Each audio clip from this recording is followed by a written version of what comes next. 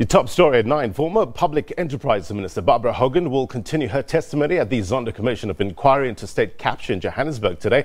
Now, yesterday, she told the commission that the former President Jacob Zuma had interfered in the appointment of the senior positions, especially that of the Transnet CEO. Hogan said the former president did not want anyone except Siyabonga Gama to have the top job at Transnet. Now, for more on this story, let's cross live to a political reporter, Mzwandile Mbeje, who's at the inquiry in Parktown, Johannesburg. Hey, Mzwai, a big day yesterday, I guess, Barbara Hogan seemingly not holding back. What stood out for you? Absolutely plain. She was not holding back, and we expect her testimony today to continue in the same fashion like it did yesterday. We expect today for her to give perhaps more details on other parastatals. Yesterday, she focused more on Transnet.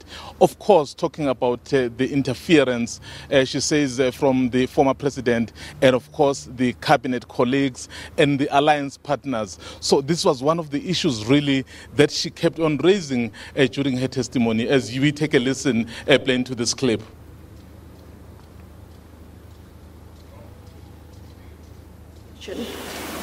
Is different from interfering with what a minister does. My experience was that the president stopped things from going to cabinet, instructed me to withdraw things. Well, as you heard there, Mzwai, I mean, the ANC also very much in the spotlight yesterday.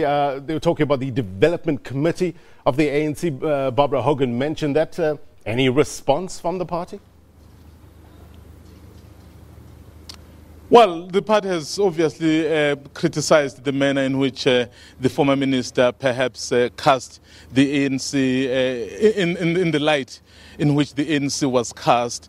But basically, she said, those alliance partners, after Gama had been cleared of some of the allegations that she had faced, so there was so much pressure that Siyabonga Gama needed to be appointed. Remember, in the initial process, Sipho Maseko had been recommended as the candidate.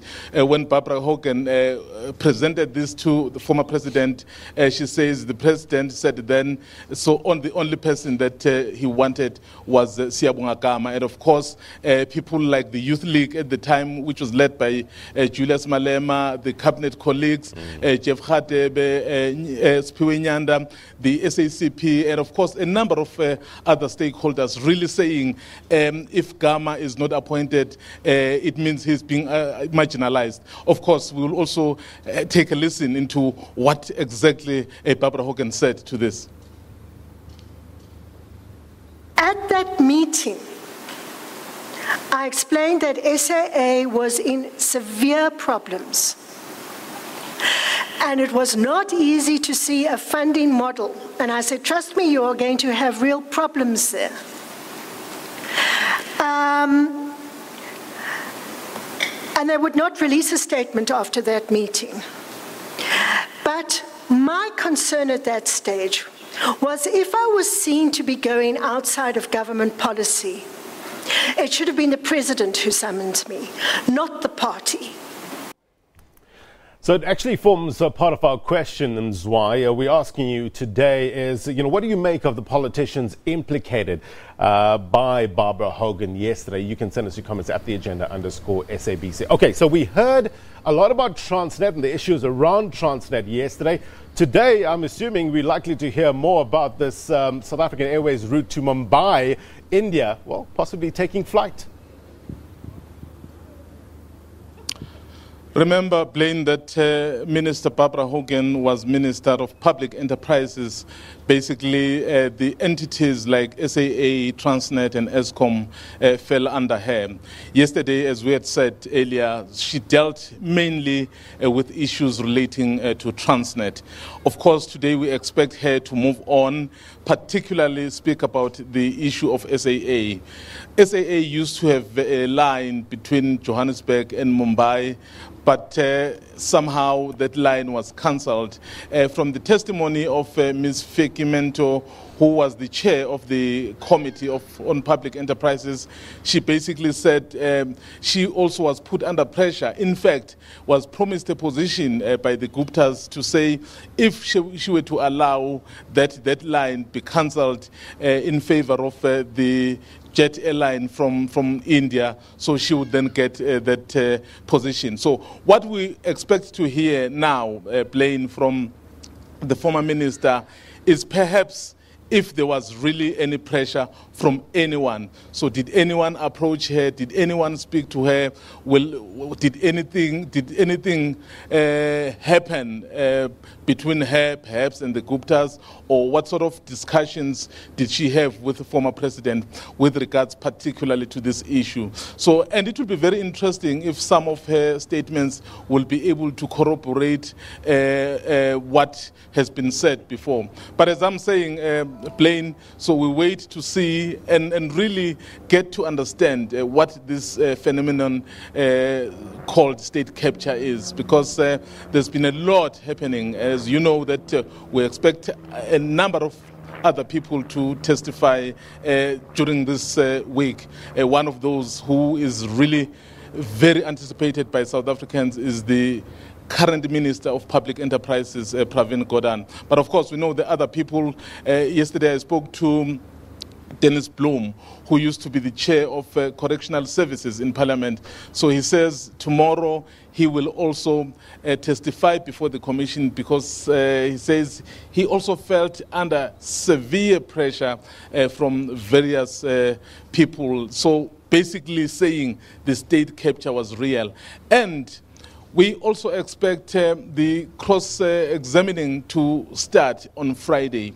If all goes according to what the Commission has decided, Ms. Fikimento will be back here on Friday, and then the cross-examining will happen, and some of the allegations really that have been made will be tested, and then the South Africans will be in a much clearer picture as to what actually was happening or what is happening. Mzwai, at this stage, any application with regards to cross-examination of Barbara Hogan? Interestingly, there has not been a number of people really who have applied to cross-examine Barbara Hogan, except a few affidavits, I think, from about 2 people, but not necessarily seeking to cross-examine her. I don't know whether the reason perhaps some people would not want to cross-examine someone is because there is this rule at the Commission, Blaine. If you want to contest certain versions presented by a particular witness, you must also come up with your own version, so that your own version can also be tested, like that version of that particular individual will be tested. So it looks like there will not be much insofar as cross-examining Barbara Hogan. But of course, we know, as I've said, that with regards to Fikimento, she will be cross-examined, as you know, the way people who applied to do that.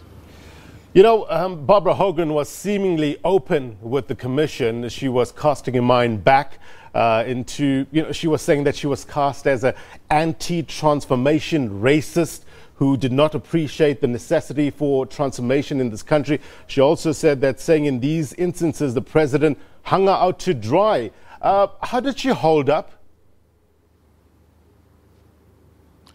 You know, Barbara Hogan says she was extremely offended by the statements that she was anti-transformation.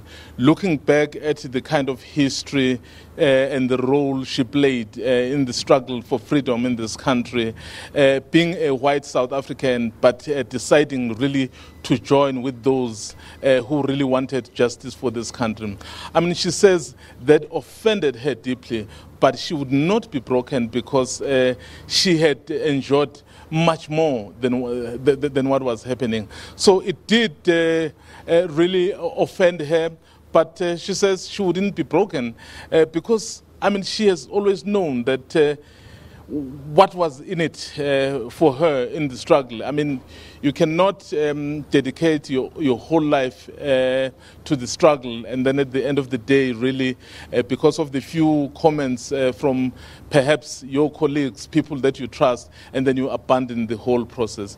Yes, she spoke about that, and then you could see that she was pained by that, because the feeling was that these comrades are perhaps feeling she is betraying them, or she is actually feeling betrayed by them, you know, that kind of situation. But in short, really, she says she was offended but was never broken.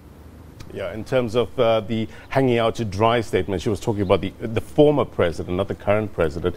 Mzwai, 10 o'clock start today, barring any lift problems, I guess? Well, we hope the Chief Justice will not have the same problems that he had yesterday, the Deputy Chief Justice. Remember when we had to resume after lunch, so it delayed by about 30 minutes because the Deputy Chief Justice and his protector were stuck in the lift. So we hope they've attended to that problem, so the proceedings will start 10 o'clock sharp. Mzwandile Mbeje, live for us in Parktown, Johannesburg. Thank you very much indeed, my friend. We'll catch up with you a little later on. Just to remind you about that question we're asking you, what do you make of the politicians implicated by Barbara Hogan in the state capture inquiry yesterday? You can send us your comments at @theagenda_SABC.